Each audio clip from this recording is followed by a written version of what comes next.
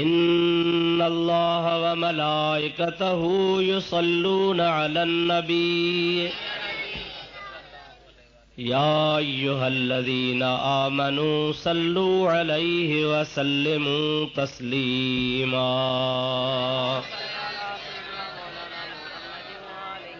अल्लाहुम्मा सल्लि अला सय्यदिना व नबीना व मौलाना मुहम्मदिन व आलिहि व अस्हाबिहि व अज़वाजिहि व बारिक व सल्लिम अलैहि। निहायती वाजिबुल एहतराम मुअज़्ज़िज़ सामीन हज़रात,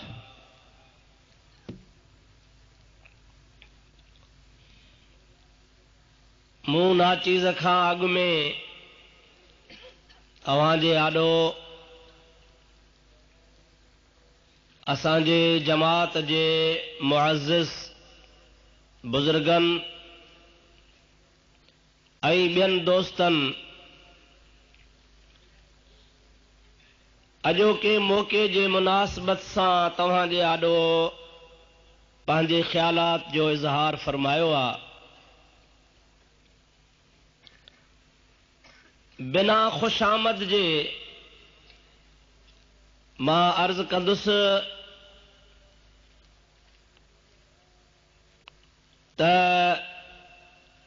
आउं जेकॾहिं अव्हांजे आॾो अॼोके दिहाड़े जे मुनासिबत सां कुझु अर्ज़ कयां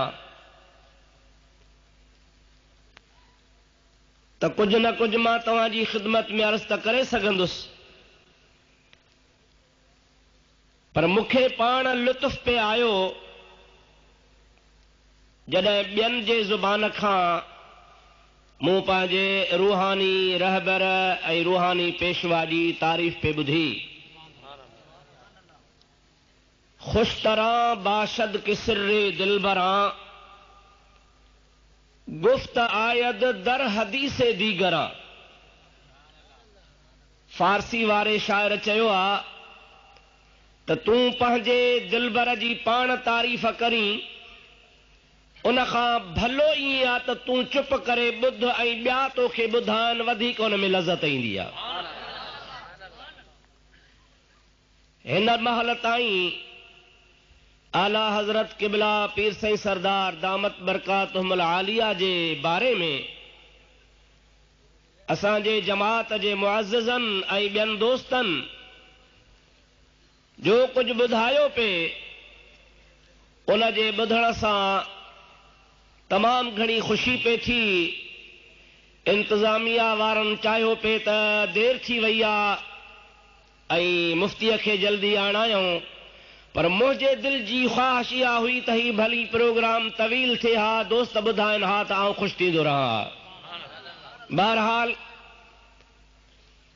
जेकॾहिं दोस्तनि जो इहो फ़ैसिलो हो त मूंखे अखियुनि ते आहे। ॿी ॻाल्हि मां अर्ज़ कयां, पंहिंजे मौज़ू शुरू करण खां अॻु में त तव्हां इंतज़ामिया वारनि बार बार पे चयो त असां फलाणे जा शुक्रगुज़ार आहियूं, थोरो आहे, एहसान आहे, टाइम ॾिनई। न, इहो अव्हां जो थोरो आहे, मुंहिंजो न, जो तव्हां मूंखे हिन बाबरकत प्रोग्राम में शमूलियत जी दावत ॾिनी आहे। ऐं मूं जेकॾहिं शिरकत कई आहे त इहो तव्हां ते थोरो कोन कयो आहे, बल्कि जेको मुंहिंजे मथां हिकिड़ो वॾो फ़र्ज़ हो, उन फ़र्ज़ मां कुझु हिसो मां अदा करण जे लाइ तव्हांजी ख़िदमत में हाज़िर थियो आहियां। छाजे लाइ त हुर जमात जो को लीडर हुजे, को मुजाहिद फ़र्द हुजे, आलिम हुजे, मुफ्ती हुजे, कारी हुजे, नमाज़ी हुजे या गाज़ी हुजे, उन जे मथां जेकॾहिं हज़रत आला हज़रत पीर साईं बादशाह जन जी शफ़क़त जो हथ न हुजे त हू कुझु बि न आहे। असीं जेकॾहिं नाचीज़ कुझु आहियूं त उहो असांजो कमाल कोन्हे, उहो बल्कि असांजे मुर्शिद करीम जो कमाल आहे। उन्हनि जी निगाहे करम आहे, उन्हनि जी शफ़क़त आहे, उन्हनि जूं दुआऊं आहिनि, उन्हनि जी असांजे मथां ख़ुसूसी महिरबानी आहे, जंहिंजे लाइक़ असीं ऐं तव्हीं इन ॻाल्हि जा थिया आहियूं अल्लाह तबारक व तआला जल जलालु व मन वालू इन साए खे असांजे मथां ता देर कायम फरमाए। दोस्तो, अवां जी ख़िदमत में मूं क़ुरान मजीद जी हिकिड़ी आयत सगोरी तिलावत कई आहे, उन जो तर्जुमो मां तव्हांखे ॿुधाए उन खां बाद ॿ टे ॻाल्हियूं अर्ज़ कंदुसि। अल्लाह ताला मुंहिंजी हाज़िरी क़बूल फरमाईंदो, तव्हां असांखे अमल जी तौफ़ीक़ अता फरमाईंदो। क़ुरान करीम जी मूं जेका आयत सगोरी तिलावत कई आहे उन जा लफ़्ज़ ही आहिनि। अल्लाह ताला फरमाईंदो आहे व इन तउद्दू निअमतल्लाहि ला तुहसूहा। मानो जेकॾहिं तव्हां अल्लाह पाक जूं नेमतूं ॻणींदव त उन नेमतुनि खे ॻणे कोन सघंदव। अवां हर तरह सां गौर फिक्र कयो त ख़ुदा ताला जल जलालू अमन वालू तव्हां असांखे छा न ॾिनो आहे। वॾे खां वॾो करम अल्लाह ताला जी ज़ात बाबरकात जो असांजे मथां इहो आहे जेको सभ खां अव्वल इहो करम आहे अल्लाह ताला असां तव्हांखे अशरफुल मखलूक इंसान करे पैदा फरमायो। मलाइक गुनाह न कंदा आहिनि, कूड़ कोन ॻाल्हाईंदा आहिनि, धोखेबाज़ी कोन कंदा आहिनि, उन बुख हुनखे कान लॻंदी आहे, बीमारी हुननि जे वेझो कान ईंदी आहे। जीअं अल्लाह ताला पैदा फरमाया आहिनि उहे मासूम आहिनि, हर दुख खां हर परेशानी खां आज़ाद आहिनि। उन जे मुक़ाबले में इंसान ॼमे थो, सूर सही वॾो थिए थो, गुनाह करे थो, बीमार थिए थो, जवानी खां फिरी पोड़ो थिए थो, तकलीफ़ूं बर्दाश्त करे आख़िर हिन दुनिया मां मरी वञे थो। मगर इन जे बावजूद क़ुरान ऐं हदीस असांखे इहो ॿुधायो आहे त अल्लाह ताला जी मखलूक मलाइक बि आहिनि, हूरूं बि आहिनि, जिन्न बि आहिनि, जानवर पखी परिंदा बि आहिनि, इंसान बि आहे। पर ख़ुदा ताला जे तमाम मखलूक में जेकॾहिं का इज़त वारी शइ आहे त इंसान ज़ात आहे। यानी मखलूक जे हैसियत सां तव्हां असांजे मथां अल्लाह ताला जो इहो करम आहे जो ख़ुदा ताला तव्हां असांखे मलाइकनि वारी मखलूक खां बि वधीक इज़त वारी मखलूक बनायो आहे। क़ुरान पाक में अल्लाह ताला इरशाद फरमायो आहे वलक़द करमना बनी आदम, असां इंसान ज़ात खे तमाम वॾी इज़त ॾिनी आहे। असांखे जेको इस्लाम सबक़ ॾिनो आहे, क़ुरान ऐं हदीस ऐं तारीख़ जे रोशनी में असांखे जेको मालूम थियो आहे उहो इहो आहे त अल्लाह ताला तमाम मखलूक अव्वल पैदा कई। जिन्स जे लिहाज़ सां मलाइक हिकिड़ी जिन्स आहे, जिन्न ॿी जिन्स आहिनि, पखी ॿिया ॿी जिन्स आहे, चौपाया जानवर ॿी जिन्स आहे। अला हाज़ल क़ियास 14,000 अल्लाह जे मखलूक जा क़िस्म आहिनि। अल्लाह ताला उहे 14,000 अव्वल पैदा फरमाया। इंसान खे ख़ुदा ताला सभिनि खां बाद में पैदा फरमायो। ताक़त जे लिहाज़ सां, असमत जे लिहाज़ सां, अकुलमंदी जे लिहाज़ सां, ख़ूबसूरती जे लिहाज़ सां अवां मखलूक जे जुदा जुदा अक़सामनि फ़र्दनि ते गौर कयो। अल्लाह ताला हर हिक में निराली शइ, निराली खूबी रखी आहे। पर ख़ुदा ताला मलाइकनि खां वठी करे कंहिं माकोड़ी ताईं, जिन्नात खां वठी करे कंहिं हिकिड़े ज़र्रे ताईं जेतिरी बि मखलूक पैदा फरमाई अल्लाह ताला कुन जे अमर सां पैदा फरमाईंदो हुयो। इज़ा अराद शयअन अन यकूल लहू कुन फयकून। कंहिं बि कम करण जो अल्लाह ताला इरादो कंदो आहे, रुगो फरमाईंदो आहे थी पओ, उहा शइ पाण ई पाण थी पवंदी आहे। अल्लाह ताला पैदा कंदो वियो, हर शइ थींदी वई। 14,000 मखलूक जा क़िस्म ख़ुदा पैदा फरमाया, पर ख़ुदा ख़ामोश हो। पर जॾहिं हज़रत इंसान खे अल्लाह ताला पैदा फरमायो तो क़ुरान शाहिद आहे। अल्लाह ताला फरमाए थो फतबारकल्लाहु अहसनुल ख़ालिकीन। मां रब तबारक व तआला बरकत वारो रब आहियां जो सोहिणो इंसान मूं पैदा फरमायो आहे। अवां इन मां अंदाज़ो करे सघो था त हज़रत इंसान खे ख़ुदा केतिरो शरफ़ ऐं इज़त फरमाई आहे।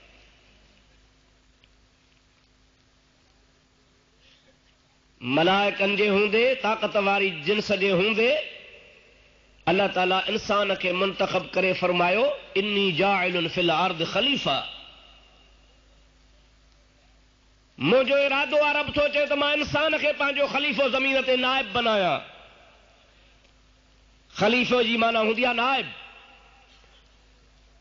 जेके हुकुम साईं खे करणा हुजनि उहे पाण न करे तो उनजे पारां हुनजो खलीफ़ो करे। अल्लाह ताला जी ज़ात बाबरकात खिलाफत जो ताज हज़रत इंसान खे ॾिनो।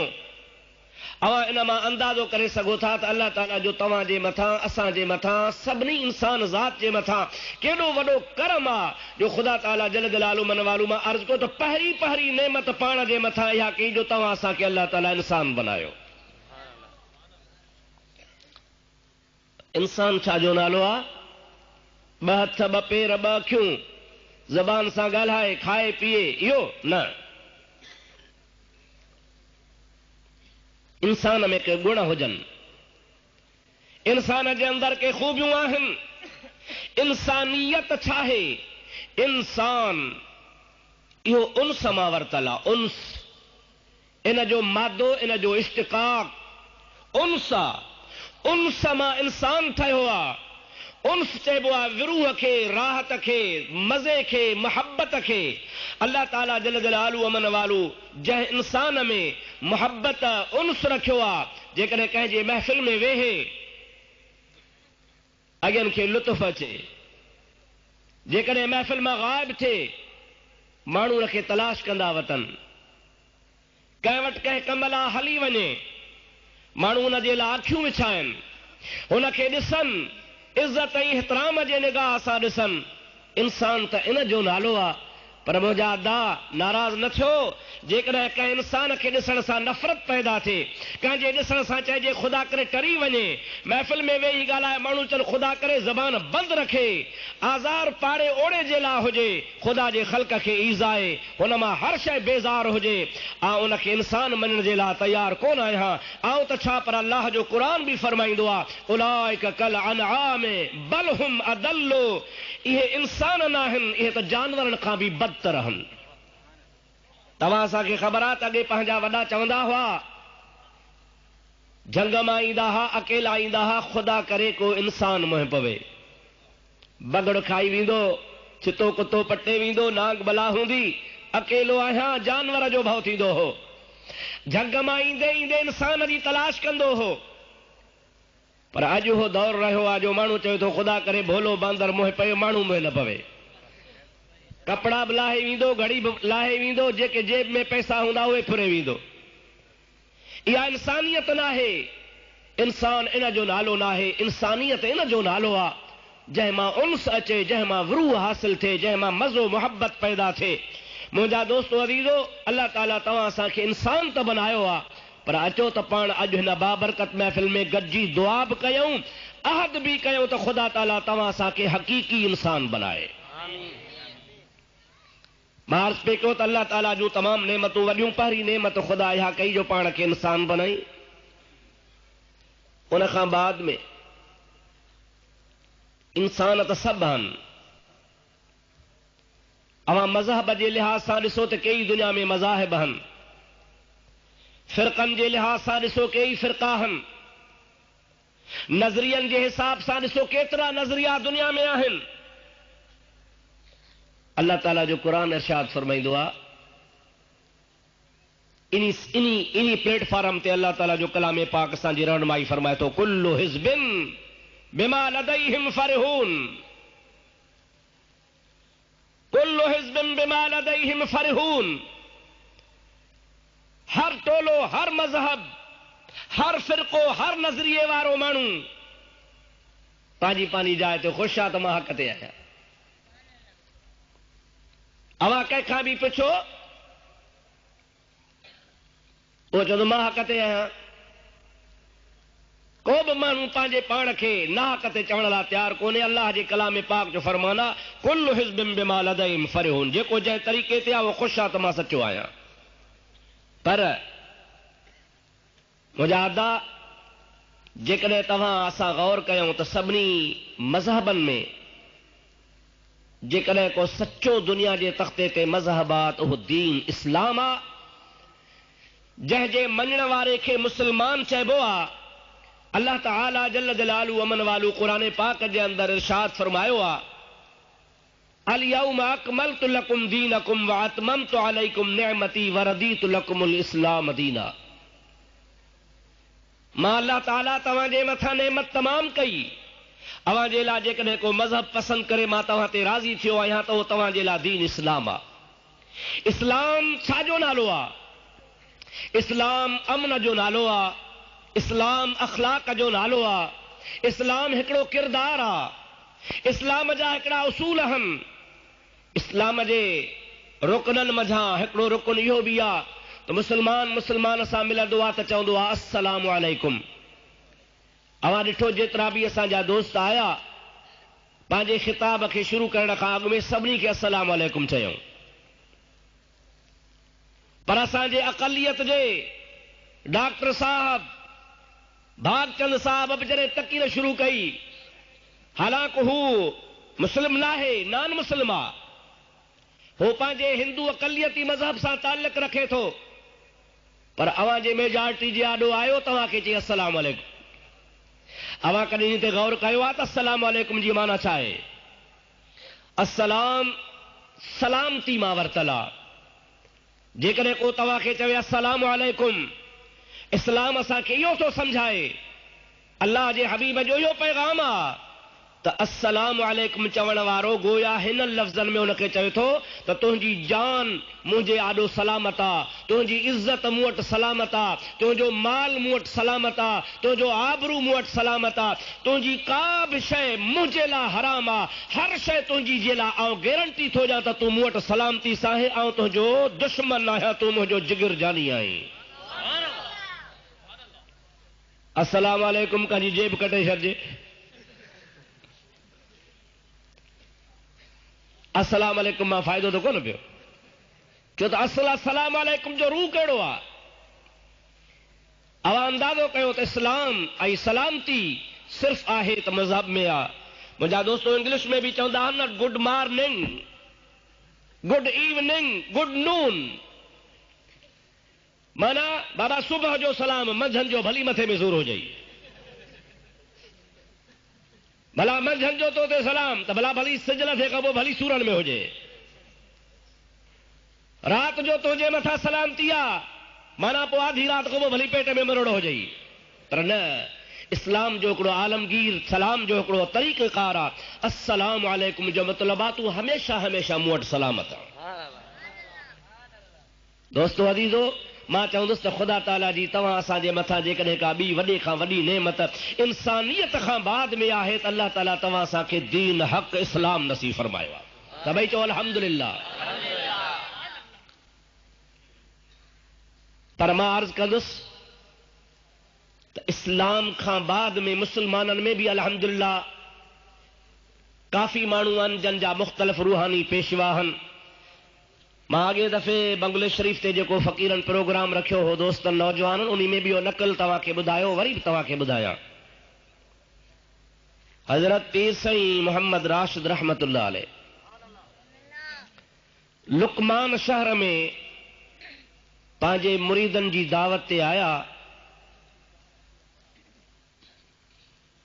उन दावत वारी जाइ ते पाण पंहिंजे फ़क़ीरनि सां वेठा हा, इत्तफ़ाक़ सां बरोच हा, ग़ालिबन मरी बरोच हा, उन्हनि जो क़ौमी सरदार उन सां गॾु हुजे जंहिंखे चांदीअ जी टोपी पियल हुजे, उन ज़माने में माण्हू पाईंदा हुआ, चांदीअ जा हुनखे कमर पट्टा तलवार जा, चांदीअ जे मुठे सां तलवार, हुनजो घोड़ो उनखे चांदीअ जा संज, ॿियो हुनजे पोयां लश्कर राज, उहे उतां रस्ते सां अची लंघिया। पीर साईं जन जी मंज़िल ॾे ॾिसी माण्हुनि खां पुछो इहो केरु आहे गॾु थियो आहे जो हेतिरी ख़ल्क़ आई आहे? चयूं त ही पाड़े जो पीर आहे जंहिंजो नालो आहे सैयद मोहम्मद राशिद रहमतुल्लाह अलैह।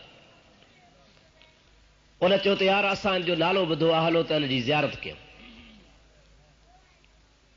और क़ौमी सरदार बरोचन जो उन पंहिंजे लाओ लश्कर सां अची पीर साईं वटि वेठा। जीअं तव्हांखे असांजे दोस्तनि ॿुधायो न त ख़ासि करे असांजे जोशीले मुकर्रर अनवर महमूद साहब त जेको माण्हू हिकिड़ो दफ़ो पीर साईं बादशाह जन जे सोहबत में या कचहरी में वेही उथंदो आहे त चवंदो आहे त अफ़सोस मूं पंहिंजी ॿी ज़िंदगीअ लाइ छो ख़राब कई, हेतिरा ॾिहाड़ा छो परे रहियुसि। अहिड़ो अख़लाक खां मुतासिर थी वेंदो आहे जो हू पंहिंजे बक़ाया गुज़िरियल ज़िंदगी ते अफ़सोस कंदो आहे त मां छो परे रहियो आहियां। सो मुंहिंजा अदा इहो अख़लाक आला हज़रत पीर साईं सरदार खे वरसे खां मिलियो आहे। अल वल्दो सिर्रुल अबीहे, हलाली पुट जो इहो ई कमु हूंदो आहे त हू पंहिंजे वालिद जे ऐं पंहिंजे ख़ानदान जे नक्शे क़दम ते हलंदो ईंदो आहे। इहो हिन मौजूदा पीर साईं सरदार में जेकॾहिं अख़लाक ऐं वसीउ ज़रफ़ी आहे, इहा संदन ख़ानदानी वसीउ ज़रफ़ी आहे जेका ईअं खणी सम्झो त रसूलुल्लाह खां वठी करे पुश्त ब पुश्त ख़ानदान में हले थी। दुआ कयो क़यामत ताईं हलंदी रहंदी। अर्ज़ पे कयूं हो क़ौमी सरदार जॾहिं पीर साईं रोज़े धणी रहमतुल्लाह अलैह जे कचहरी में वेठो तमामु घणो मुतासिर थियो। पाण हुनखे ॾाढो प्यार ॾिनऊं, शफ़क़त सां पेश आया। ईअं बि कोन पुछऊं त बाबा तूं मुरीद कंहिंजो आहे, न, माफ़ कजो, नाराज़ न थिजो, असांजो माण्हुनि सां वास्तो आहे, तजुर्बो आहे। अॼुकल्ह जा बरसाती ॾेॾर जीअं न बरसात में पैदा थी पवंदा आहिनि, मींहुं वसे पोइ नंढड़ा नंढड़ा ॾेॾर बसि पोइ सॼो मुल्क ॾेॾरनि सां भरिजी वञे। मुंहिंजा दोस्त अज़ीज़ो अहिड़े टाइप जा अॼुकल्ह रूहानी पेशवा सॾाइण वारा माण्हुनि खे ज़ोरी मजबूर पिया कनि, बाबा हलो असांजे पीर जो हली मुरीद थियो। जेकॾहिं को मुरीद आहे बि कंहिं ॿिए पीर जो त उनखे इहो चवण बि बिदअत आहे, गुनाह हुआ त तूं हली असांजे पीर जो मुरीद थी। पहिरीं त हुन खां पुछिजे बाबा को पीर घुर अथी या न, जे चवे आहे त हुन सां ॻाल्हि ई न करणी आहे। पर हू अॻे ई पराए निकाह में वरी निकाह मथां ॿियो निकाह। हज़रत पीर साईं रोज़े धणी रहमतुल्लाह अलैह जे दरगाह में हिकिड़ो ख़लीफ़ो हिकिड़े माण्हू नोईअ खे ज़ोरी वठी आयो, मुरीद थी, हो पियो छिकाए, हो पियो छिके सलग ते। ख़ैर बहरहाल हू लॼऊं कुॼऊं वीचारो आयो, ॿी जमात सां नोइन सां ज़िक्र हुनखे बि मिलियो। पाण खिली फरमायूं फ़क़ीर ख़लीफ़ा, चए जी क़िबला, चए हे त वीचारो पोइते पियो छिकाए, तो हिनखे ज़ोरी मुरीद कयो आहे, चएसि मिड़ई तरीक़े में दाख़िल थिए। पाण फरमायूं त इहो ईअं सम्झ त बिना वण जे घोड़ीअ खे घोड़ो ॾेई छॾियो थी पई।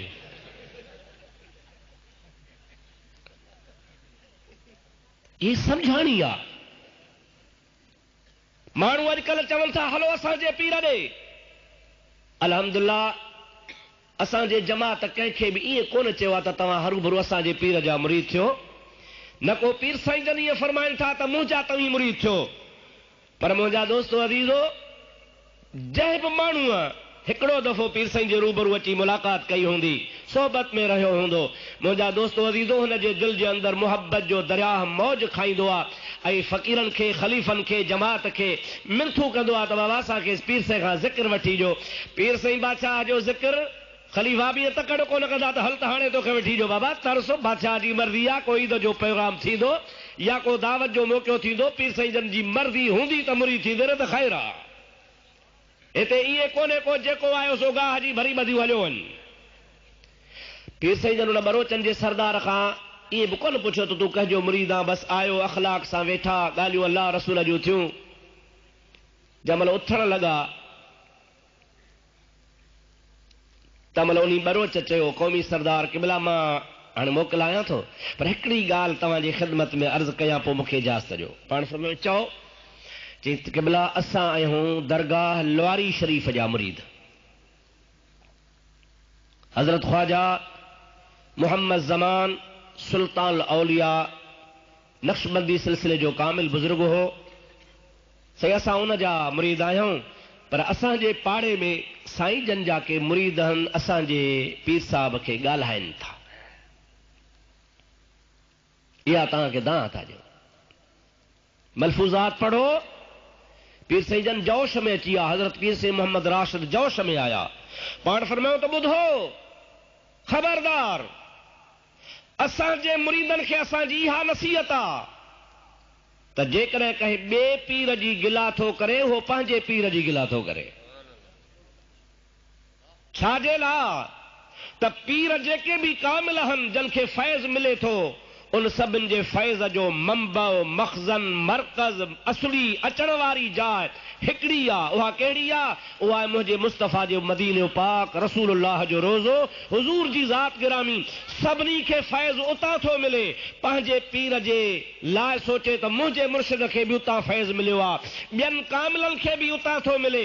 जेकॾहिं ॿिए जी गिला थो करे त पंहिंजे पीर जी गिला थो करे। मुंहिंजो हो मुरीद ई न आहे जेको ॿियनि जी गिला कंदो हूंदो।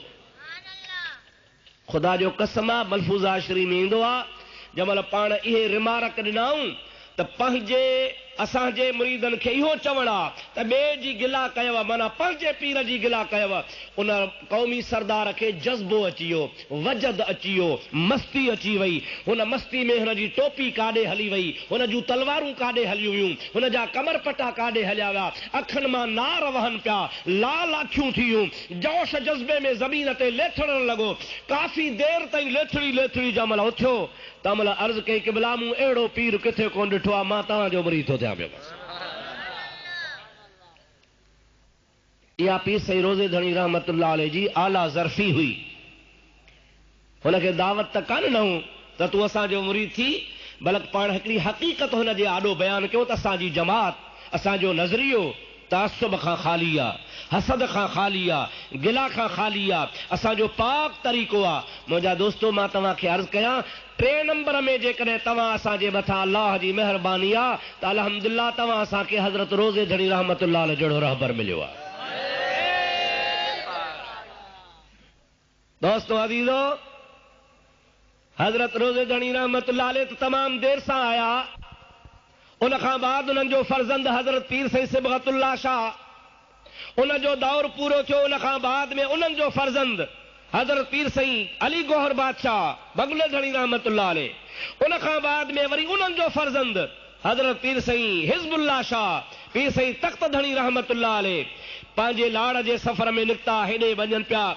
जंहिंमहिल उन इलाइक़े खिपरे वारे इलाइक़े में उन कंडी जे हेठां आया, रस्ते जे हेठां अची गुज़र फरमायूं। उहा बीठल कंडी जेका सालनि खां बीठी हुई, उहा झुकी ज़मीन ते आई ऐं ज़मीन ते अचण खां बाद हुन जे जिस्म में जेतिरा बि पन हा उहे सभु छणी ज़मीन ते किरी पिया। पाण खिली फरमाइनि था, वालेकुम सलाम। फ़क़ीरनि पुछो, कुर्बान वञा, ही कंहिंखे वालेकुम सलाम चयो? हे वण ज़मीन ते किरी पियो आहे, उन जी काठी काठीअ मां, पतो पते मां, पन पन किरी पियो आहे, सॼी ठोड़ी गंजी थी ज़मीन ते किरी आहे। ॻाल्हि छा आहे? पाण खिली न पाण फरमाइनि, राज़ खे तव्हां छॾियो, क़िबला न ॿुधायो। पाण फरमाइनि था, हिन वटि गिरोड़ी साहबनि जे सलामनि जी अमानत ई सा हिन असांखे अॼु पहुचाई आहे।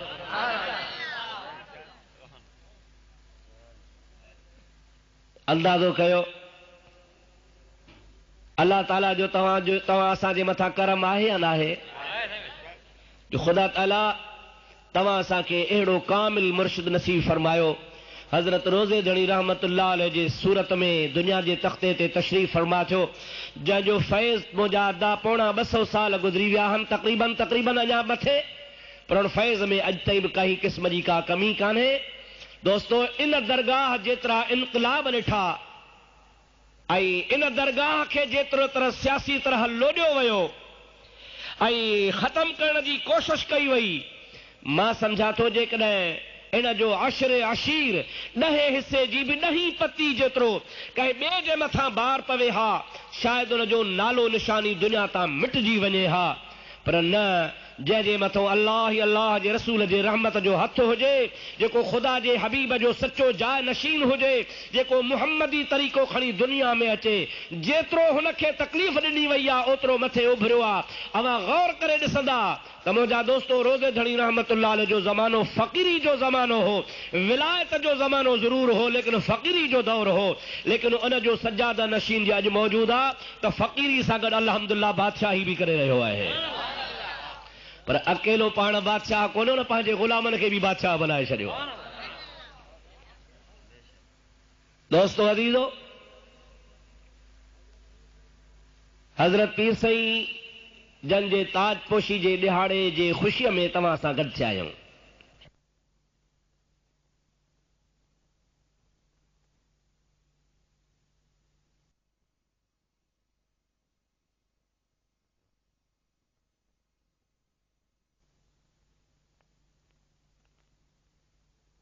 अल्लाह ताला जो करोड़ों रहमतूं उन बुजुर्ग जे मथां हुजनि जेको पीर सई सूर्य बादशाह जो ख़ास मोतमद अलैह करीब रहण वारो जवा जा पुराणा फ़कीर उन दरवेश खां वाक़िफ़ रहण वारो जवा जा पुराणा फ़कीर उन दरवेश खां वाक़िफ़ आहिनि उन जे किरदार खां उहे फरमाईंदा हा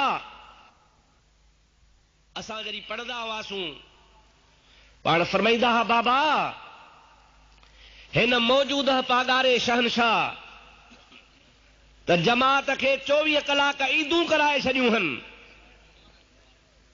पर उहो ज़मानो जेको सूर्य बादशाह जे मथां इम्तिहान जो दौर हो ऐं जमात जे मथां बि हो सांगड़ वारनि खे ॿुधाइण ईअं आहे जीअं सिज खे आहीनो ॾेखारणु छाजे करे त सांगड़ वारा त सभ खां वधीक मुतासिर थिया हक़ीक़त में जेकॾहिं को हुर तहरीक में वॾे खां वॾो किरदारु आहे हुरनि जो ज़रूरु आहे पर हुरनि सां गॾु सांगड़ जो सभ खां अहम आहे सांगड़ में उहे बि के अञा के चंद के पोढ़ा वञी रहिया हूंदा घणा त वीचारा विया हलिया पर मुंहिंजा दोस्तो अदीज़ो ईअं खणी सम्झो त मखण जी सीख पचाइणी हुई मखण जी सीख जेकॾहिं कंहिं पचाए ॾेखारी त उहा सूर्य बादशाह जे गाज़न पचाए ॾेखारी जंहिं पंहिंजी त कुर्बानी ॾिनी पंहिंजे बच्चनि जी कुर्बानी ॾिनई पंहिंजे दरगाह जी कुर्बानी ॾिनई पर मुंहिंजा दोस्तो हुरनि जी कुर्बानी ॾिनई हुरनि खे ख़ाली फांसियूं कोन ॾिनियूं वयूं पर तव्हांजी तारीख़ लिखे थी अवां जा पुराणा वर्क उथलायूं था त ख़बर पवे थी उहे माण्हू अॼु बि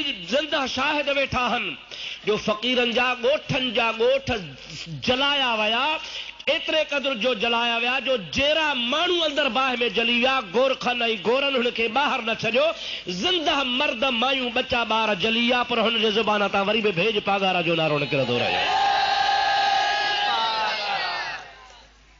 पोइ हिते न हटिया बातिल से दबने वाले आए आसमां नहीं हम 100 बार कर चुका है तू इम्तिहान हमारा ही सिज तमाम पोढ़ो आ हिन सिज जी उम्र तमाम वॾी आहे हिन रूह ज़मीन ते हिन सिज वॾा वॾा इनक़िलाब ॾिठा आदम अलैहिस्सलाम खां वठी करे अॼु ताईं किरोड़े इनक़िलाब आया पर जे सिज जे आॾो के वॾा इनक़िलाब आहिनि त 2 इनक़िलाब आहिनि मां चवां थो मूंखे चवण जो हक़ आहे किंगरी खां करबला ताईं अवां नज़र कंदव त पहिरों इनक़िलाब जे सिज ॾिठो त करबला जे मैदान में ॾिठई जे 2 नंबर में सिज को हैरत अंगेज़ वाक़ियो ॾिठो त किंगरी जो कोस ॾिठई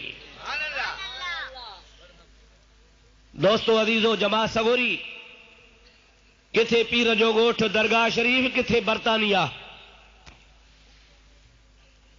काथे पीर साईं जन खे वठी विया जमात जो हिते को बि संभालण वारो कोन हो ईअं खणी सम्झो त ज़ाहिरी तरह हुननि जे कमान करण वारो कोन हो पर हिन जमात में अहिड़ो रूह फूकियल हो अॼु बि असांजा फ़क़ीर चाड़ा चवंदा आहिनि त पीर साईं रोज़े धणी रहमतुल्लाह अलैह जो चवणा त हिकिड़ो फ़क़ीर जंहिं जाइ ते आहे उन सां ॿियो मां गॾु आहियां जे 2 मुंहिंजा फ़क़ीर गॾु आहिनि त 3 हुन सां गॾु मां आहियां जे 3 मुंहिंजा फ़क़ीर आहिनि त 4थो हुन सां मां गॾु आहियां अगरचे मुंहिंजा अदा असां खां रूहानी रहबर ज़ाहिर में जुदा करियो वियो हुयो असां नंढड़का कोन हुआसीं लेकिन जमात इन जे बावजूद बि उन जज़्बे सां लड़ी रही हुई जो जेकॾहिं असांजो रूहानी पेशवा शहीद थी चुको हो उन जा साहिबज़ादा बर्तानिया में हुया पर हर फ़क़ीर जो इहो नज़रियो त पीर साईं असां सां गॾु आहे ऐं उन जज़्बे सां लड़ी रहिया हुआ जंहिं वतन खे आज़ाद कराइण लाइ हुरनि कुर्बानी ॾिनी सूर्य शहीद कुर्बानी ॾिनी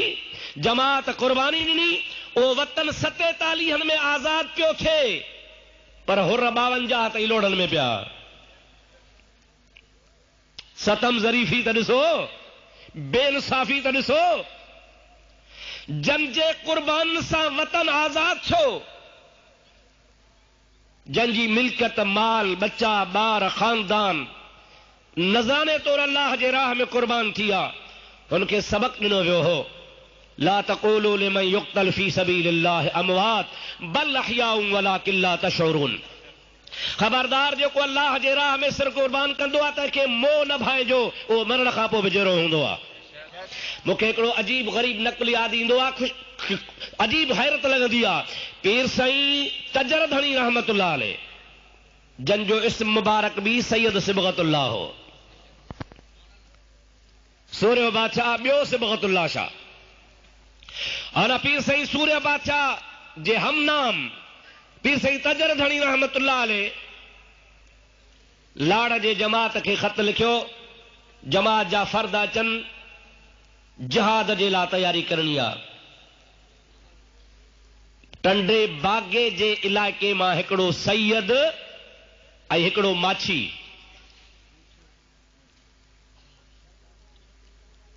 दरगाह शरीफ़ ते तलवारूं उन ज़माने में हूं ॿधी खणी आया पीर सई सरदार खे अर्ज़ कयूं क़िबला तव्हां जे हुकुम ते आया हूं अवां हुकुम फरमायो हो जिहाद जे लाइ असांजो सिर क़बूल पवे पाण फरमायूं अल्लाह ताला तव्हांजो सिर सलामत रखे अल्लाह ताला अव्हां जे जज़्बे जे करे तव्हांखे जन्नत ॾींदो ॾिसो सभिनी आमीन चई न सुठी ॻाल्हि आहे न लेकिन मां तव्हांजी ख़िदमत में अर्ज़ कयूं न माछी फ़क़ीर कहिड़ो जवाबु ॾिनो अल्लाह अकबर सोनहरी अखरनि सां लिखण जहिड़ो आहे पैसे फरमायो अल्लाह तव्हांखे जन्नत ॾींदो ख़ुशी जहिड़ी ॻाल्हि आहे जो मुर्शिद दुआ करे जन्नत मिले पर माछी फ़क़ीर थो चए क़िबला जन्नत बन्नत जी मूंखे ख़बर कान्हे का मां त तुंहिंजे हुकुम ते आयो आहियां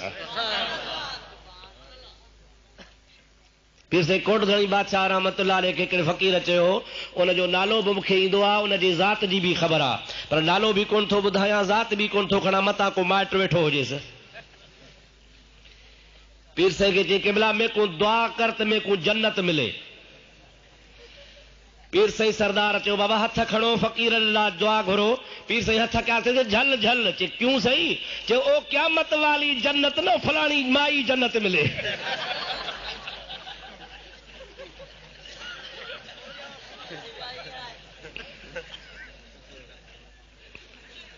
किलो दा भला जो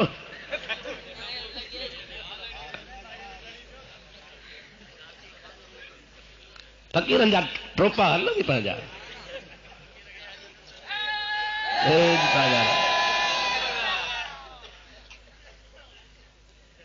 दोस्तों अर्ज करण जो मक़सद आहे त ही हिकिड़ो जज़्बो हो जेको जमात जे अंदरि रहिजो हुयो त सूर्य शहीद दुनिया मां ज़ाहिरी तरह शहादत पाए वियो उनजा साहबज़ादा सज्जादगान जेको उनजो सही जानशीन उहो असां खां हज़ार हा मील परे आहे पाकिस्तान 47 में आज़ाद थी वियो 52 ते होर पोइ बि अंदरि लोड़नि में क़ैद लॻा पिया आहिनि असांजा उस्ताद साईं फरमाईंदा हुआ त जेके लीडर टाइप जा माण्हू हुआ जमात जा उनखे हिकिड़े लोढ़े में मुस्तक़िल तौर न रहाईंदा हुआ कॾहिं संजोरे कॾहिं नवाब शाह कॾहिं जोही कॾहिं ओ बावड़ी वारे पासे मां वियुसि हिकिड़े त चयसि हुर कई पी हिते लोड़ो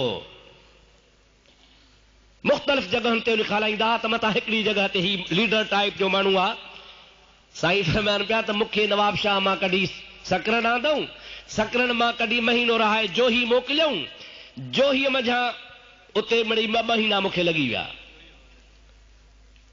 साईं फरमाइनि पिया त हाणे मौलवी जो कमु त बाबा नमाज़ पढ़ाए मसइलो ॾसे मलफूज़ात पढ़ी ॿुधाए ॿियो ॿोली छा कंदो इहे न सही कि मां जमात खे नकुल ॿुधायां मलफूज़ात जा मसइला ॿुधायां 5 वक़्त नमाज़ पढ़ायां ज़िक्र फ़िक्र थिए फ़क़ीर ॾाढा ख़ुशि हुजनि मुंहिंजे लाइ ऑर्डर आया त मौली साहब खे तो बदिली कयो मीरपुर ख़ासि कढोसि जे मूंखे जो कढियऊं त मां फ़क़ीर खे चवां फ़क़ीर ख़ुदा हाफ़िज़ हलूं था त फ़क़ीर पिया चवनि यार अलाह करे त वरी मोटी अचे पोइ चयो माना दुआ घुरो त अलाह करे जान छुटे करे वरी मोटी अचां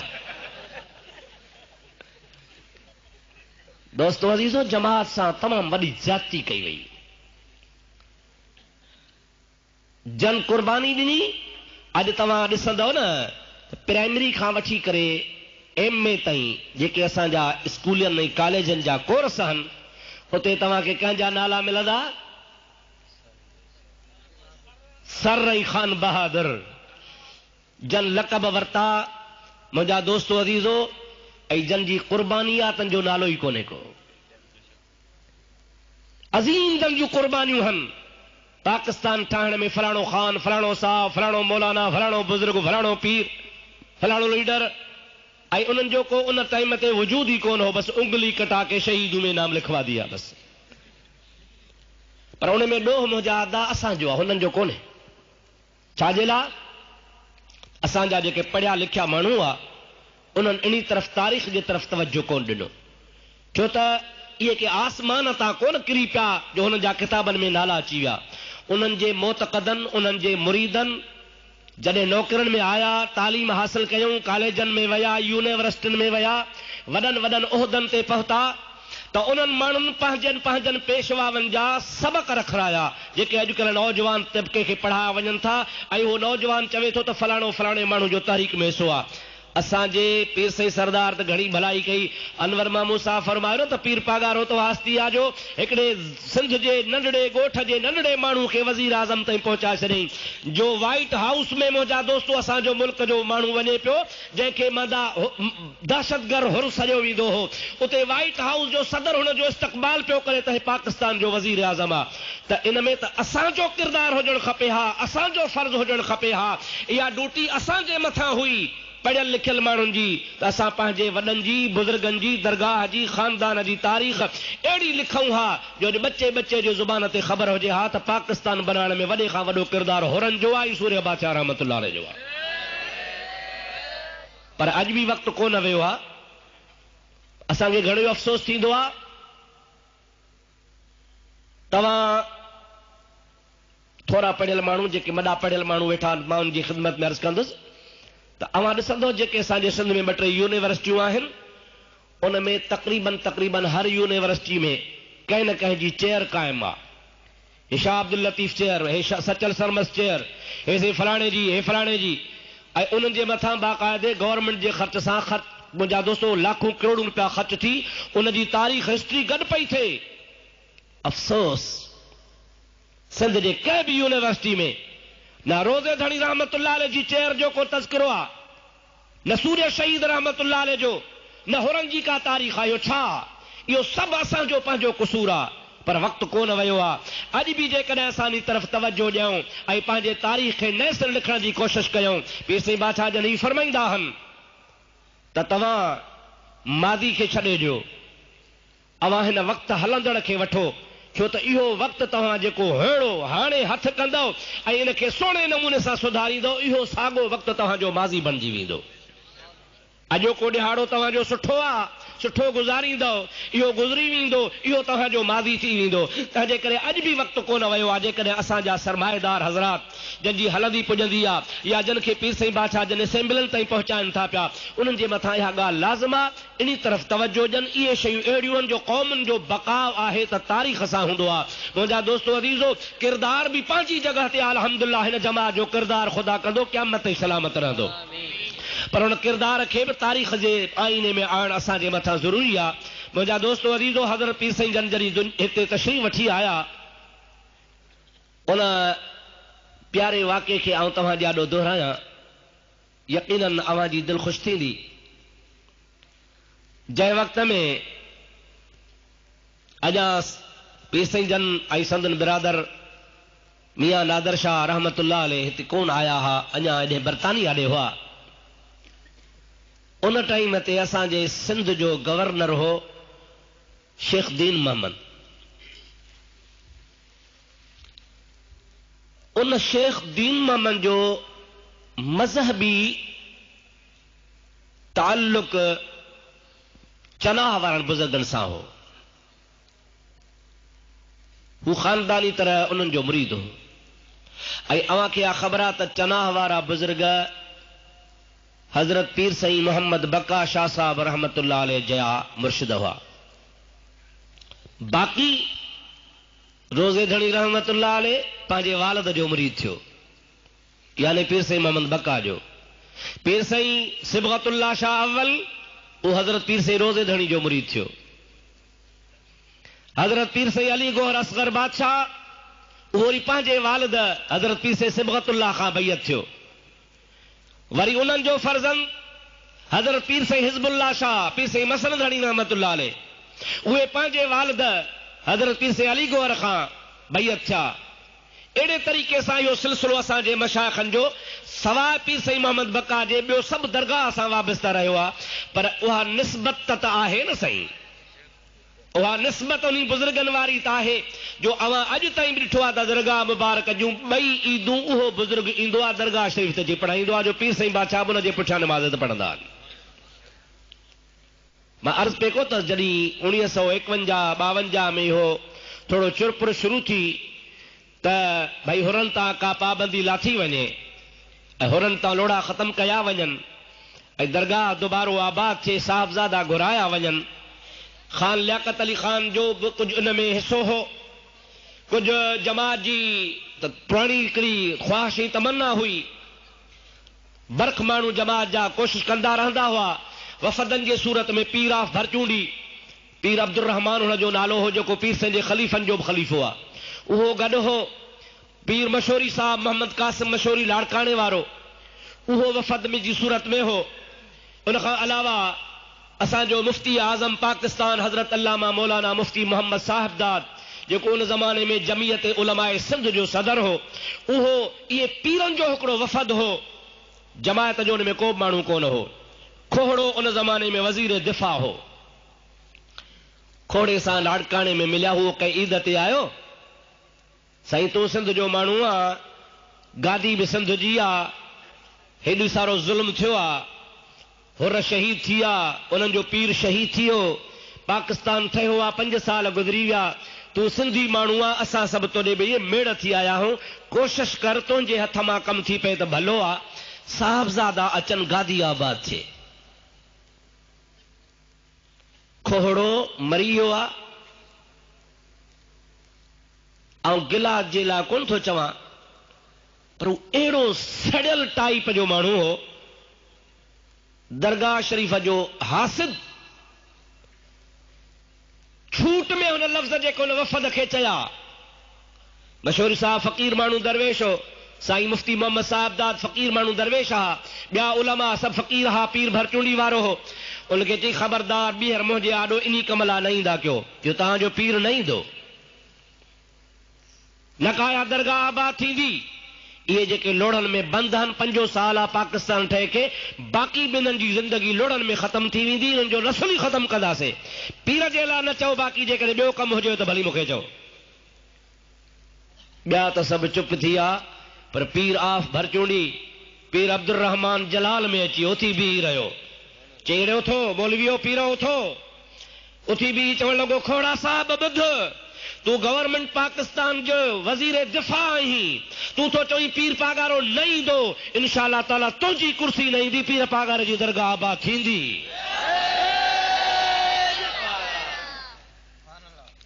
अल्लाह जे बाने जा लफ़्ज़ हा। उन जलाल में जॾहिं इहे लफ़्ज़ चया त हालांकि मुंहिंजा अदा तव्हां सम्झो था त अॼु खां तक़रीबन 48 साल अॻु में वज़ीर जी मिनिस्टर जी छा पोज़ीशन हूंदी। पंहिंजा माण्हू त सिपाही खां बि डरंदा हुआ। मुंहिंजा दोस्त अज़ीज़ो, पर हुन ख़ुदा जे बाने मर्द कलंदर, हुन जे अॼु हुन जे अखियुनि में अखियूं मिलाए हुनखे अहिड़ो ज़ोरदार लफ़्ज़ चयो, ॿाहिरि निकितो, ख़ुदा जो शान अहिड़ो थियो जो ॾींहं ई थोरा गुज़रिया जो कोहड़े जी कुर्सी ऊंधी थी वई। हुन जी वज़ारत दिफ़ा लाइ काॾे ख़तम थी वई। अल्लाह ताला खे मंज़ूर हो, ख़ुदा तबारक व तआला जल जलालहू अमन वालू खे दरगाह खे आबाद करणो हो। दोस्तो अज़ीज़ो, फ़ैसिलो थी चुको गवर्नमेंट पाकिस्तान जी तरफ़ खां त साहिबज़ादनि खे आणियो, दरगाह आबाद कयो। असांजे उस्ताद मरहूम जी हिकिड़ी ॻाल्हि यादि आई, उहा थो ॿुधाइण तव्हांखे चाहियां। साईं फरमाइनि पिया त दरगाह शरीफ़ ते हुजां, मां इजाज़त वठी आयसि,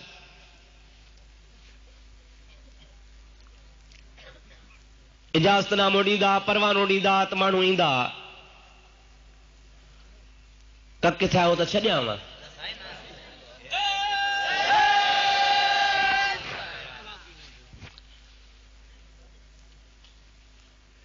साईं फरमाइनि पिया त सखर जो कमिश्नरी सखर हुई। माण्हू आयो, बाबा मोहम्मद साले कहिड़ो आहे? चयईं भाउ बाबा तोखे कमिश्नर घुरायो आहे। साईं फरमाया त वञ भणा, परवाने सां आया हूं, हिकिड़ी मुसीबत मां निकिता हूं, अलाए छो सॾु थियो आहे। साईं फरमाया त हुनखे चयमि बाबा मूंखे कीअं हलणो आहे? चए बाबा मूंखे का ख़बर कान्हे, कपिड़नि जो जोड़ो वधीक खण, को बिस्तरड़ो हुजे सो बि खण। साईं जो त पक जेल जे हवाले, बसि जेल, सही बिस्तरो ॿधो त माना हल। साईं जी वालदा कुराड़ी जिंदा हुई। साईं फरमायो बाबा तरसो मां अम्मा खां दुआ वठी चा, कपड़ा भी खणी चा, रिली भी खणी चा।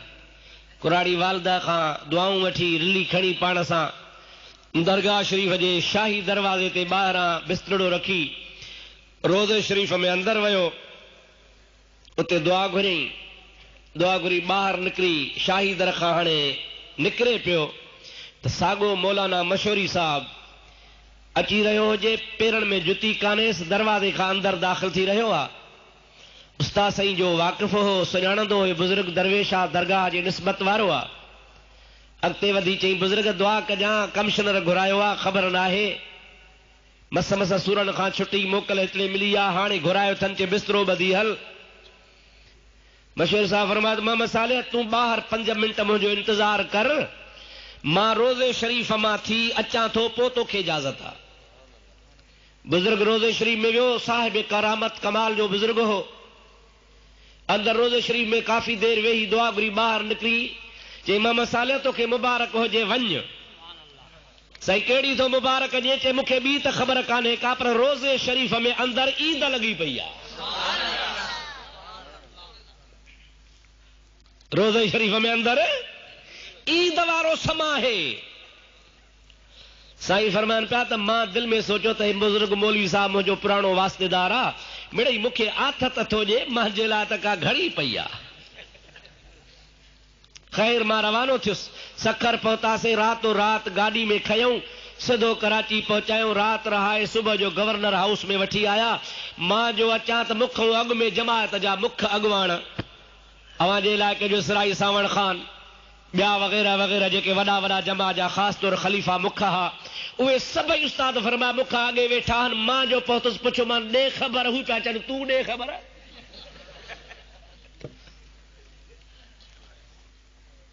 अलाए अवा वठी आया आहिनि, असांखे वठी आया आहिनि, जीअं तूं रातो रात आयो आहे, असांखे बि रातो रात खंभे आया आहिनि, का ख़बर कान्हे छो घुरायो अथनि। ख़ैर गवर्नर साहब आयो, अचण सां हाली त असांखे दॿाई, तव्हां अञा नथा सुधरो, तव्हां अञा ठीकु न थिया आहियो, तव्हांजे दिमाग़ में अञा का हवा भरियल आहे, सभु चुप वेठा आहियूं, छा कयूं। हुन जॾहिं पंहिंजा छो छंडे बस कया त महिल मां हुनखे चयो गवर्नर साहब खे, साईं मुंहिंजी बि हाणे ॻाल्हि ॿुध भला, ॿुधाए। चई तव्हां असांखे छॾियो छा आहे? असांजा ज़िंदा माण्हू तव्हां साड़ाए छॾिया, उन खां अलावा पाकिस्तान ठहण खां पोइ 5 साल असांजा माण्हू अञा जेलनि में, लोड़नि जी अंदरि, असांजे मुर्शिद करीम खे तव्हां शहीद कराए छॾियो। साहबज़ादा हुन जा अलाए किथे तव्हां रहाया आहिनि, पाकिस्तान जे लाइ कुर्बानी मिली, अवां असांखे पिया सख़्तियूं कयो। असांजे मस्जिदुनि में हलो, असांजे मस्जिदुनि जो मुंहुं काबे ॾे आहे, असीं सिजदो अल्लाह खे कंदा आहियूं, कलमो ला इलाहा इल्लल्लाह मुहम्मद रसूलुल्लाह पढ़ंदा आहियूं, अल्लाह जे क़ुरान खे हिकिड़ो करे मञींदा आहियूं। असांखे पाकिस्तान ठहण खां पोइ 5 साल बि छा जी सज़ा ॾिनी थी वञे, आधी रात जो असांखे उथारे, हे पोड़ा, हे बीमार, हे ज़ईफ़, असां जहिड़ा तव्हां घुराया आहिनि, मक़सद अवांजो छा आहे? साईं चयो त हाणे जेल में त हुई मोकिलींदा, कुझु त बाहि अंदर जी कढां, छो घुरायो अथव असांखे? तव्हांखे जो कुझु करिणो आहे सो कयो, छा था चओ चओ, असां त कुझु कोन कयो आहे। जॾहिं लाॻू पाकिस्तान ठहियो आहे, फ़क़ीरनि त कंहिंखे चंबो बि कोन आयो आहे। जंहिंमहिल साईं चयो मां इहे लफ़्ज़ चया, उस्ताद साईं फरमाईंदा मां इहे लफ़्ज़ चया त गवर्नर खिली ॾिनो, खिली चई बाबा नाराज़ न थियो, मिड़ई मूं तव्हांखे पे दॿायो त होश में रहिजो, अव्हांखे मुबारक हुजे, अवां जेके मुआज़िज़ सां घुराया आहिनि, इन्हीअ जे लाइ त सुभाणे न परीं साहबज़ादा अचनि था पिया। हुकूमत पाकिस्तान फ़ैसिलो करे छॾियो आहे त साहबज़ादनि खे आंदो वेंदो, ऐं शाह मर्दा शाह सानी दामत बरकातुल आलिया जेको मौजूद आहे पीर साईं छटधणी बादशाह हुआ, इहो सही गादी नशीन आहे, इनखे गादी ते विहारे पग ॿधाई वेंदी, ऐं उनखे हुकूमत पाकिस्तान बि गादी खे बहाल थी करे, ऐं अवां होरनि जे हवाले था कयो, तव्हां ॼाणो तव्हांजो पीर ॼाणे। साईं फरमाइनि था मूंखे उते हो गवर्नर हाउस में यादगीरो अची वियो त जेको बुज़ुर्ग मशहूरी साहब चयो हो न त रोज़े में ईद लॻी पई आहे, सा ॻाल्हि सची साबित थी वई आहे। दोस्तो अज़ीज़ो, मां त चवां थो त ख़ुदा ताला जी 2 नंबर में, 3 नंबर में, 4 नंबर में इहा नेमत थी जो अल्लाह ताला अज़ीम इनकलाब खां बाद में वरी तव्हां असांखे ख़ुदा ताला दरगाह आबाद करे ॾिनो आहे। कुरान पाक में अल्लाह फरमायो वइन तउद्दू नेमतल्लाह ला तुसूहा, जेकॾहिं तव्हां अल्लाह जे नेमतुनि खे ॻणींदो त ॻणे कोन सघंदो। मां थो चवां अहिड़ी अज़ीम नेमत बि असांजे लाइ कान्हे का जो अल्लाह ताला जल जलालहू व मन वालहू उहो साॻो फैज़ साॻो नमूनो साॻी ॻाल्हि असांखे दुबारो करे ॾेखारी। मां चवां थो, मां चवण में हक़ बजा निभायां, जेकॾहिं को रोज़े वारो मालिक थियो त रोज़े धणी सॼो, जेकॾहिं कंहिं बंगलो ठाहियो त बंगले धणी थियो, जेकॾहिं कंहिं कोट बनायो त कोट धणी थियो, जेकॾहिं कंहिं तख़्त बनायो त तख़्त धणी थियो। पर हिन शहनशाह में ॾिसो त सभई सिफ़तूं उन में आहिनि। रोज़ो बि इन ठारायो त रोज़े धणी बि इहो थियो, तख़्त बि नी ठारायो त तख़्त धणी बि इहो थियो, जे कोट नी ठारायो त कोट धणी बि इहो थियो, जे बंगलो नी ठारायो त बंगले धणी बि इहो थियो। मां थो चवां सॼी जमात जो जेकॾहिं रूहानी रहबर पेशवा आहे, सभिनी मशाइखनि जो जेकॾहिं जामे आहे त असांजो इहो मुर्शिद करीम आहे।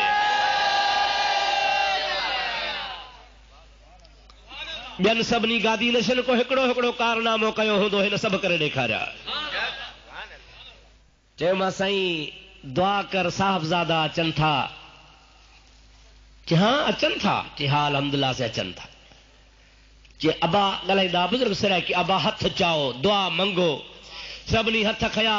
पाण बुज़ुर्ग जा लफ़्ज़ साईं फरमाईंदा हा, दुआ घुरी अल्लाह साईं ऐं दरगाह को आबाद करी, साहबज़ादे आवन पर हुसैन थी न आवे, हसन थी आवे। चओ सुभान अल्लाह। हुसैन थी न आवे बल्कि हसन थी आवे। हसन हुसैन ॿई भाई रहा। हुसैन करबला में तलवार खई, दुश्मननि जा भाङा कढई, इमाम हसन सभिनी खे सीने सां लॻायो। उन बुज़ुर्ग जी दुआ निकिती, साबित थी, पीर साईं मौजूदा आया, ख़ुदा जो कसमा हुसैन थी कोन आया बल्कि वॾो भाउ हसन थी आया, जंहिंजो किरदार आहे, जंहिं परावा पंहिंजा सीने लॻाया, अहिड़ा सीने लॻाया जो हर माण्हू ईअं थो चवे त पागारे जी मूंसां मोहबत आहे। अल्लाह करे ही दरगाह क़यामत ई आबाद हुजे। अल्लाह सी तव्हां असांखे अहिड़ो रूहानी पेशवा ॾिनो आहे जेको शरीयत तरीक़त हक़ीक़त ऐं मार्फत जो मंबा ऐं मक़सद आहे। इन कामिल मुर्शिद जे हिदायतुनि ते पंहिंजो फर्ज़ात अमल कयूं, इन सुहिणे तरीक़े खे न छॾियो। तव्हां असां सभु वक़्त वारा आहियूं, इन पंहिंजे वक़्त जो क़दुरु कंदो, इंशा अल्लाह ताला पाण ॾुखियो ॾींहुं कोन ॾिसंदासीं। मुंहिंजी दुआ आहे असांजे नौजवाननि शौक़ ज़ौक़ सां अज़ीम शान प्रोग्राम तय कयो आहे। ख़ुदा करे ही नौजवाननि जो जज़्बो हमेशह सलामत रहे ऐं असांजे हुर जमात जे लीडरनि ख़लीफ़नि मुअज़्ज़िज़नि तावन कयो आहे। मां उन्हनि जे लाइ बि दुआ गो आहियां त ख़ुदा करे उहे बि असां सां हमेशह ईअं सां सहकार कंदा रहंदा त असां जहिड़नि कमज़ोरनि जो हौसलो बुलंद थी वेंदो। ख़ुदा ताला तव्हां असां सभिनी जा बेड़ा पार फरमाए, दरगाह खे ख़ुदा क़यामत ई आबाद फरमाए। हथ खणी दुआ घुरो, अल्लाह करे सदाई दरगाह आबाद हुजे। अल्लाहुम्मा सल्लि व सल्लिम बारिक अला सय्यदना व मौलाना मुहम्मदिन व आलिहि व सहबिहि व बारिक व सल्लिम। रब्बना आतिना फिद दुनिया हसनतन व फिल आखिरति हसनतन व क़िना अज़ाबन नार वक़िना अज़ाबल हश्र वक़िना अज़ाबल क़ब्र वक़िना अज़ाबल मीज़ान। अल्लाहुम्मा इन्ना नसअलुकल अफ़्व वल आफ़ियत वल मुआफ़ात अद-दाइमत फ़िद-दीन वद-दुनिया वल आख़िरह। अल्लाहुम्मा रब्बना वला तुसल्लित अलैना बिज़ुनूबिना मन ला यरहमना व अंत अरहमुर राहिमीन। ऐं मुंहिंजा अल्लाह ई असांजी टूटी फूटी ख़िदमत क़बूल फरमा। या इलाहुल आलमीन, असांजे दोस्तनि नौजवाननि जज़्बो रखी ही जेका सुहिणी महफ़िल सजाई आहे, मौला या पंहिंजे दरगाह में क़बूल फरमा। आला हज़रत पीर साईं सरदार जन खे ख़िज़री हयाती अता फरमा, उन जे फैज़ खे ता क़यामत जारी सारी फरमा, उन जे जमात खे पाण में इत्तिहाद ॿधी ऐं मुहबत नसीब फरमा। गैरनि जे सोहबत खां बचाए पंहिंजे कामिल मुर्शिद जे तरीक़े ते हलण जी तौफ़ीक़ अता फरमा। या इलाहुल आलमीन, जन जन दोस्तनि फ़क़ीरनि जमात जे माण्हुनि हिन प्रोग्राम में सहकार कयो आहे, मौला तन खे दीन दुनिया में बरकतूं नसीब फरमाइजा। नबी करीम अलैहिस्सलाम जी इत्तिबा फरमा बरदारी नसीब फरमाइजा। असांखे मौला आसमान ज़मीन जे मुसीबतुनि खां बचा। पीर साईं सरदार जे इज़्ज़त आबरू जो ख़ैर फरमा। संदुस दरगाह शरीफ़ जे फैज़ खे क़यामत ताईं जारी फरमा। संदुस आल औलाद खे या अल्लाह फैज़ वारो बना। संदुस जमात जो भी खैर फरमा। जेके पीर साईं जा खैर ख्वाह हन मौला तन जो भी खैर फरमा। जेके दुश्मन हन मौला तन खे हिदायत नसीब फरमा। या इलाहुल आलमीन, पंहिंजे हबीब जे सदके असांखे इम्तिहान खां बचाए। मौला इम्तिहान ॾाढो ॾुखियो हूंदो आहे, असीं तुंहिंजी दरगाह में अर्ज़ कयूं था असांखे इम्तिहान खां बचा। पर मौला जेकॾहिं कोई इम्तिहान अची वञे त असांखे पंहिंजे बुज़ुर्गनि जे नक्शे क़दम ते हलण जी तौफ़ीक़ अता फरमाए, इम्तिहान ते साबित क़दम रहण जी तौफ़ीक़ अता फरमा।